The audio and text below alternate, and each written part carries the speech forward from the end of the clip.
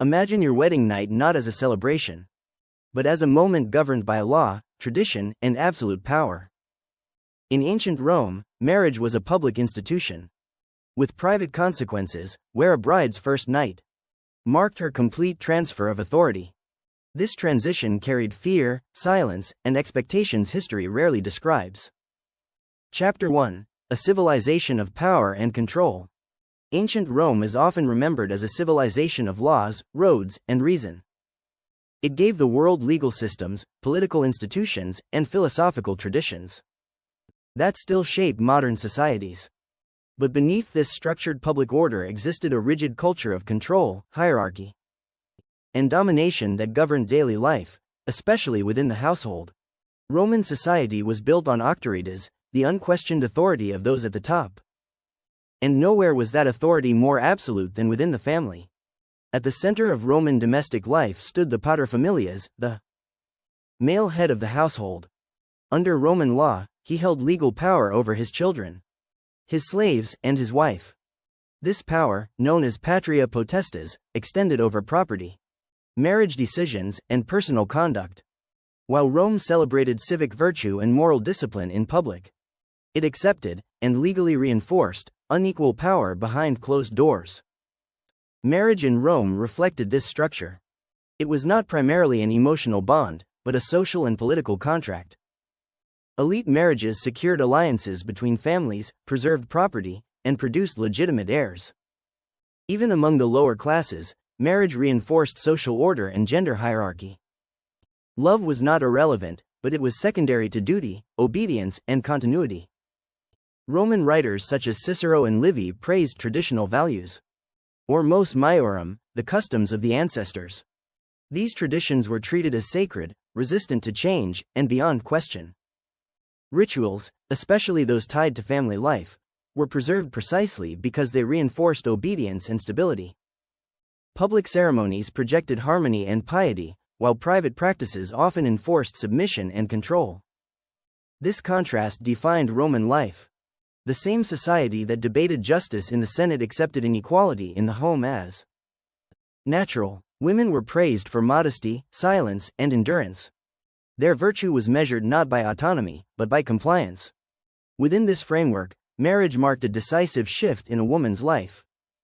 It was a transfer of authority, sanctified by ritual and protected by law. And while Roman history celebrates weddings as moments of joy and continuity, it is in the private transition, from daughter to wife, that unease emerges. The wedding night was not merely personal. It was the moment when Rome's values of hierarchy and control were most intensely enforced. Chapter 2: What it meant to be a Roman bride. In ancient Rome, becoming a bride often meant entering marriage at an age that modern standards would consider shockingly young. Elite Roman girls were commonly married shortly after puberty, sometimes as early as 12 or 13 years old. This practice was not viewed as extreme within Roman society. It aligned with medical beliefs, social expectations, and the urgency of securing family alliances. Marriage marked the end of childhood and the beginning of lifelong obligation. Consent, as it is understood today, played little role in this process. Marriages were arranged by families, negotiated between male guardians, and formalized without the bride's legal authority. Under Roman law, a woman remained under the control of her father until marriage transferred that authority to her husband or his family. This transfer was not symbolic. It was legal and immediate, reinforcing the idea that a woman's identity was defined by male guardianship. Roman legal texts and moral literature emphasize obedience and modesty as essential female virtues. A bride was expected to accept her role without protest, demonstrating pudicitia, a concept encompassing sexual purity, silence, and self-restraint. Emotional resistance, fear, or hesitation was not publicly acknowledged, though it can be inferred from the rigid expectations placed upon young women entering unfamiliar households. Once married, a woman's primary responsibilities were clear: manage the household, produce legitimate heirs, and uphold her husband's social standing. Personal ambition or independence had no recognized place within this structure. Even in marriages where affection developed over time, the initial imbalance of power remained legally fixed. For Roman brides, the transition into marriage was abrupt and irreversible. The move from their father's home to their husband's household represented more than a change of residence. It marked the loss of personal autonomy and the beginning of a life defined by duty. Behind the ceremonial garments and public celebrations, this transition carried anxiety and silence, an unspoken understanding that obedience was not optional and that the expectations of marriage would soon be enforced in full. Chapter 3: The Wedding That Wasn't About Love. A Roman wedding was a public event carefully designed to signal order, legitimacy, and continuity. It followed a sequence of rituals meant to bind families, property, and lineage, not emotions. While poetry and later art often romanticized these ceremonies, their original purpose was legal and social, not personal. The day began with formal agreements arranged in advance, sometimes years earlier. On the wedding day, the bride wore the tunica recta, a plain white woolen garment tied with the nodus Herculeus, or Hercules knot. This knot, associated with fertility and male strength, could only be untied by the husband. The symbolism was explicit: control, consummation, and the expectation of offspring. The bride's hair was divided with a spear point, the osta calabaris, a relic of ancient warfare rituals. Roman sources suggest this practice symbolized the taking of the bride, echoing Rome's own legendary origins in the abduction of the Sabine women. Marriage was framed not as union, but as acquisition. Public chants accompanied the procession, including the traditional cry of Talasio, whose meaning is debated but clearly rooted in ritual repetition rather than romance. Omens were closely observed, and any perceived misfortune could mark the marriage as unstable or cursed. As evening approached, the bride was ceremonially led away from her childhood home. Roman authors note that she was expected to resist symbolically, even to the point of ritualized weeping. This staged reluctance reflected an ideal of female modesty, reinforcing the notion that a virtuous woman did not seek marriage willingly. The procession ended at the groom's house, where the bride crossed the threshold only after specific rites were performed. This moment marked her complete separation from her family. The public celebration ended here. What followed was no longer communal or visible. Behind closed doors, the legal and symbolic transfer enacted during the ceremony was about to be realized in practice. The wedding had fulfilled its social function. The night ahead belonged to the private enforcement of Roman marriage. Chapter 4: The Darkest Night Begins. As night fell, the structured rituals of the Roman wedding gave way to a moment charged with expectation and imbalance. The public ceremonies were over. Witnesses departed. What remained was the transition that Roman society considered essential to the completion of marriage, consummation. In Roman legal and social thought, a marriage was not fully valid until this act had occurred. The wedding night was therefore not merely intimate, it was foundational. Roman law treated consummation as confirmation. Without it, a marriage could be challenged or annulled. This placed immense pressure on the bride, whose body became the site where legality, lineage, and honor were secured. The groom, typically older and legally empowered, entered this moment with authority already established. The bride, often young and newly removed from her family, had little protection or agency. Ancient sources do not describe the wedding night in detail, and that silence itself is revealing.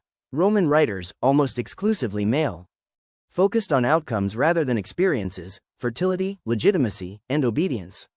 What mattered is not how the night unfolded, but that it achieved its social purpose. The imbalance of power was assumed, not questioned. Cultural beliefs intensified the weight of this night. Romans attached supernatural importance to transitions, especially those involving women and fertility. The wedding night was thought to be vulnerable to malevolent forces, bad omens, and divine judgment. Protective rituals, amulets, invocations of household gods, and symbolic gestures were meant to ward off misfortune. Yet these practices also reinforced the idea that the bride was entering a dangerous and uncertain state. Fear was not seen as a failure of the ritual, but as part of it. Roman ideals of female virtue emphasized endurance and self-control. A bride's ability to submit calmly to her new role was viewed as a moral test. Emotional distress was expected to be concealed, not addressed. This knight represented the full enforcement of the marriage contract. The authority transferred during the day was now enacted in private. For Roman society, this moment confirmed order, a woman placed under her husband's control, a household secured, and lineage preserved. For the bride, it marked the point of no return. Whatever anxieties or fears accompanied the transition were absorbed into silence. As the private realities of Roman marriage began, unrecorded, unquestioned, and largely invisible to history. Chapter 5. The secret ritual Rome didn't write down. Unlike public ceremonies, the Roman wedding night left almost no direct record. Ancient historians, legal scholars, and moral writers largely avoided describing what occurred behind closed doors. This absence was not accidental. Roman historical writing focused on law, lineage, and public virtue, not on the physical or emotional experiences of women. As a result, historians must reconstruct this moment indirectly, using legal texts, medical writings, religious beliefs, and cultural practices. What can be stated with confidence is that consummation was essential.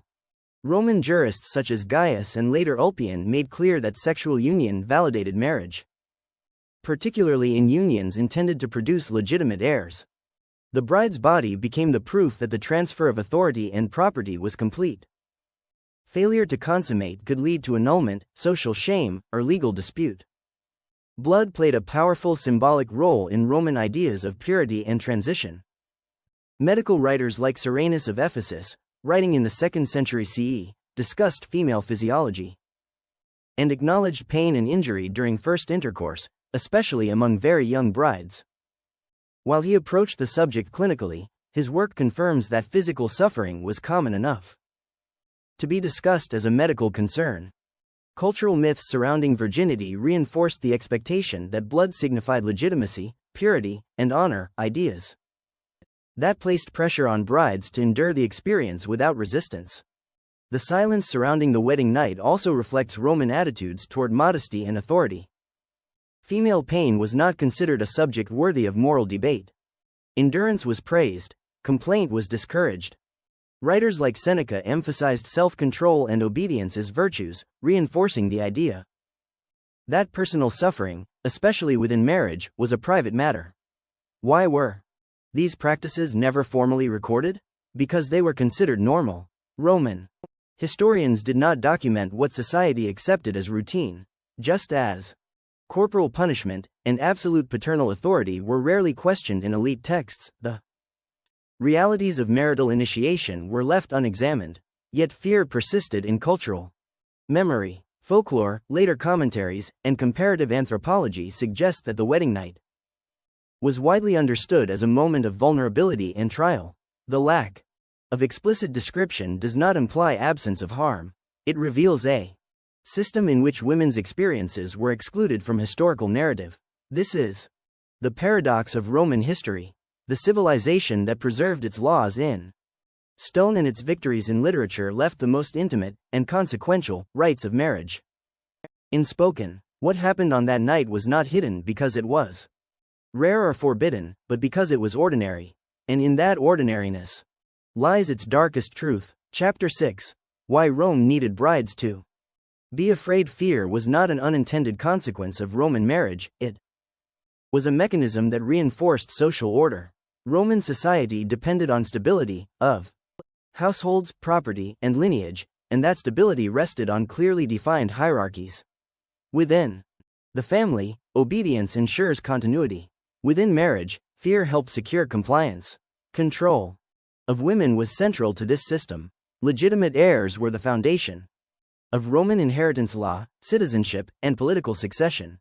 Ensuring a wife's sexual exclusivity was therefore a matter of state interest, not merely private morality. By placing women under strict male authority and surrounding marriage with rituals of submission, Rome minimized uncertainty about lineage. A fearful bride was less likely to resist, challenge authority, or disrupt the household order. Masculinity in Roman culture was closely tied to dominance and self-mastery.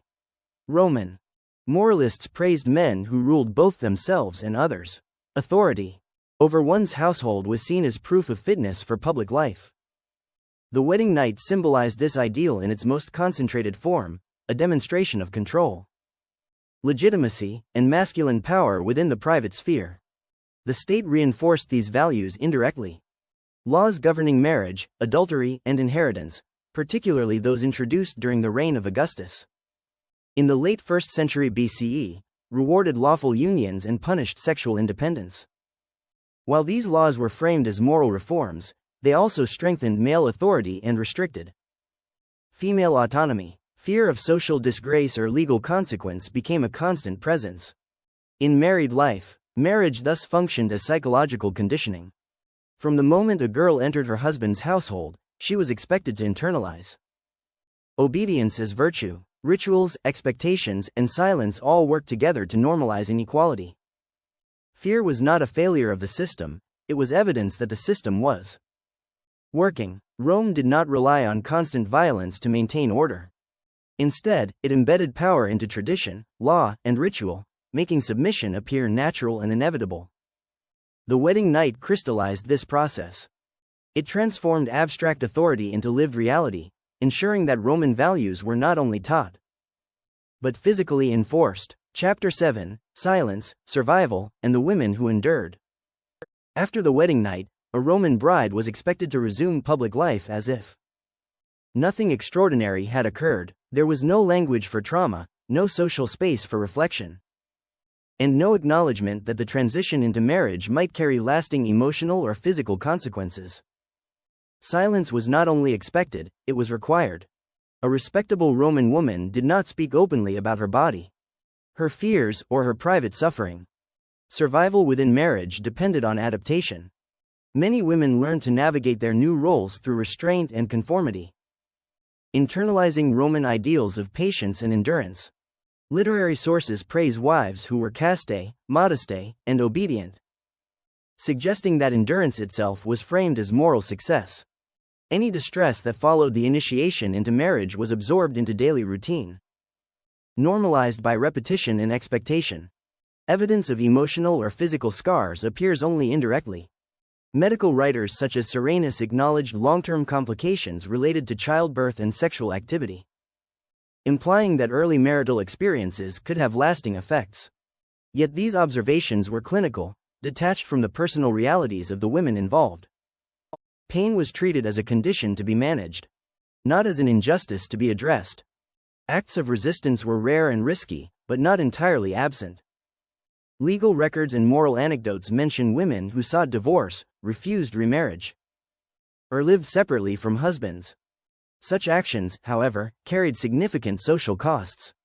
A woman who challenged her marital role risked losing financial security, family support, and reputation. Silence often offered the only path to stability. The cost of speaking out was therefore high. Roman society provided no framework for validating female experience outside the roles it prescribed. To endure was to survive.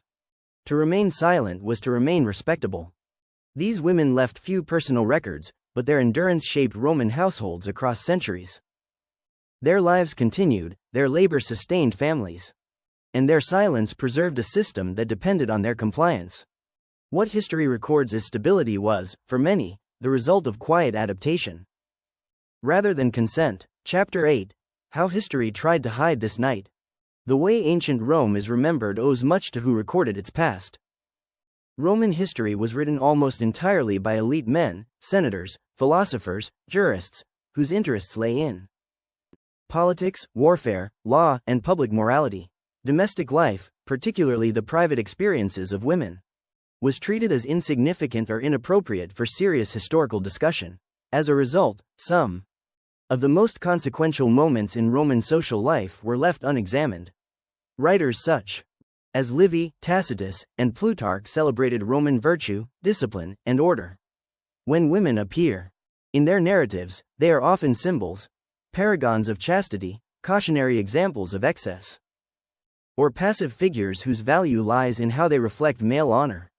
Their inner lives, fears, and bodily experiences are largely absent.